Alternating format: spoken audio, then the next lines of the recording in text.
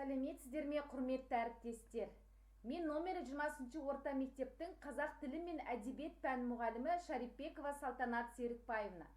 Мен оқушыларға қашықтан тиімді сабақ жүргізу үшін әртүрлі платформаларды пайдаланамын. Соның ішінде WhatsApp, онлайн мектеп, Google Meet, Бандигам, YouTube және InShot. 7. Padlet тақтасын пайдалануға шақырамын. Padlet тақтасы сабақты жүргізуге өте тиімді. Құрметті әріптестер, сіздерде барлықтарыңызда Google аккаунттарыңыз бар. Google аккаунттың оң жағында батырмасын бассаңыздар, интернеттің барлық мүмкіншіліктерін көрсетеді. Яғни мен айтып отырған Google Meet, Google Диск, Google Документ, Google Таблица платформалары тұр. Google Meet платформасына тоқталатын болсам, мен аптасына бір рет балалармен ауызша сабақ жүргіземін. Яғни жаттау, түсінік айту, диалог секілді тапсырмаларды орындатамын. Бүгін сіздермен Padlet тақтасын қалай тиімді пайдалану туралы көрсететін боламын. Яғни интернетке Padlet тақтасы деп теремін. Padlet тақтасының терезесі шығады. Padlet тақтасына кіремін.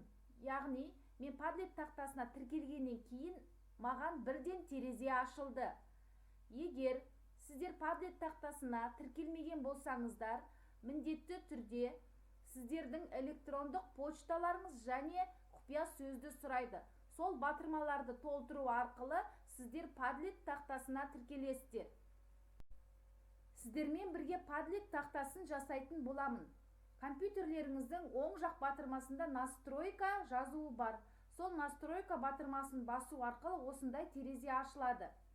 Яғни название деген жерге сіздер сабағыңыздың тақырыбының атын жазып қойсаңыздар болады. Келесі описание деген жерге сабақтың мақсатын жазуға болады. Значок тұрған жерге кітаптың суреті немесе тағы басқа суреттерді қоюға болады. Бүгін жануарлар әлемі тақырыбы болғандықтан мен жылқының суретін қойып қойдым. Құрметті әріптестер, мен қысқа мерзімді жоспарыма қарап Padlet тақтасын сіздерге әзірледім. Бүгінгі сабағымыздың тақырыбы жануарлар әлемі. 5 сынып.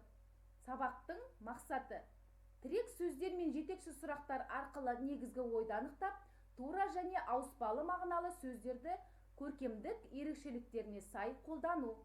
Жануарлар туралы видеороликті көреміз. Яғни тақырыпқа байланысты видеороликті жүктеймін. Келесі ой шақыру.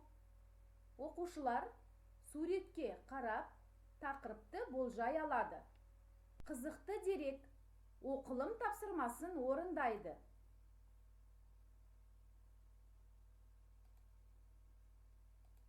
Келесі тапсырма тура және ауыспалы мағыналы сөздер. Яғни сабағымыздың мақсатына қарай тура және ауыспалы мағыналы сөздер туралы ережелерін ұсынамын. Бірінші тапсырма. Ақбөкен. Кітабымыздың 53-ші бетін ашамыз. Дескриптор. Мәтін мазмұнын түсініп тыңдайды, мәтіндегі негізгі ойды анықтап жазады. Екінші тапсырма. Бағандарға бөліп жазыңыз. Берілген тіркестерді тура және ауыспалы мағынаны білдіруіне қарай бағандарға бөліп жаз. Келесі тапсырма. Анықтамаға сай сәйкестендіріңіз. Берілген сөйлемдерді анықтамаға сай сәйкестендіріңіз. Тура мағына, ауыспалы мағынаның сәйкестерін табыңыз. Бекіту сұрақтары. Ақбөкен туралы мәліметтер алдыңыздар, мәтіннің негізгі ойын білдіңіздер, тура және ауыспалы сөздерді меңгердіңіздер. Қосымша тапсырма үйде. Көркем әдебиеттен тура және ауыспалы мағыналы сөздерге мысал келтіру. Құрметті әріптестер, менің сабағым аяқталды. Енді оқушылар қалай кері байланыс жасайды. Яғни әр тапсырмада плюс батырмасы бар. Осы плюс батырманы басу арқылы оқушылар өздерінің аты жөндерін жаза алады. Төменде көрсетілген батырмаларды басу арқылы кері байланыс жасайды. 3 нүкте батырмасын басса, суретке түсіре алады, видеоға түсіре алады, аудио тапсырмаларын да орындай алады. Енді осыны оқушыларға қалай жіберемін? Поделиться батырмасын басамын, сілтемені көшіремін, WhatsApp желісіне жіберемін.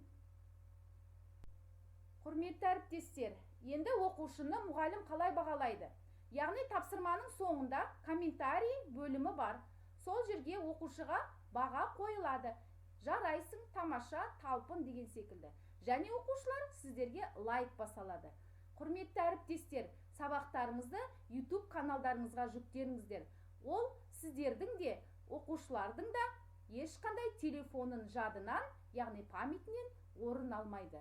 Тыңдағандарыңызға көп рахмет. Сау болыңыздар. Құрметті әріптестер, оқушыларға сілтеме келді. Осы сілтеме кіру арқылы оқушылар тапсырманы орындайды. Сілтемені басамыз. Padlet тақтасы бірден шығады. Яғни мен жүктеген қымыжыға байланысты барлық тапсырмалар осы жерде. Назарларыңызға көп рахмет.